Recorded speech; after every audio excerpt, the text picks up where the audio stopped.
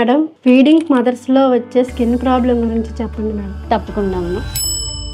Feeding mothers లో most common గా వచ్చే problem nipple eczema or nipple dermatitis అంటారండి. ఎక్కువగా అక్కడ తడిగా ఉండిపోవడం, ఇంకా సలైవా కాంటాక్ట్ అవ్వడం, ఫీడింగ్ వల్ల వచ్చే ఫ్రిక్షన్ వల్ల ఈ ఎగ్జిమా అనేది డెవలప్ అవ్వచ్చు. రెడ్నెస్, స్కేలింగ్, ఇంకా పెయిన్ రావచ్చు. మదర్ కి చాలా ఇచ్చిగా కూడా లీజన్స్ ఉండొచ్చు. ఇది ప్రివెంట్ చేయడానికి టిప్ ఏంటంటే డ్రైగా ఉంచుకోవడం ఆ ఏరియా. నిపిల్ డర్మటైటిస్ వచ్చాకైతే కనుక ఫ్రాగ్రెన్స్ ఫ్రీ మాయిశ్చరైజర్స్, ఇంకా mild soaps and lanolin based creams వాడచ్చు.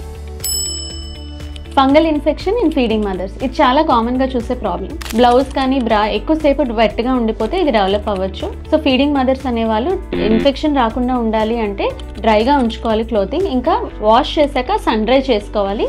Over the counter available fungal powders కూడా వాడచ్చు. ఒకవేళ వాడే కూడా తగ్గట్లేదు అంటే డర్మటాలజిస్ట్ ని కన్సల్ట్ చేయాలి.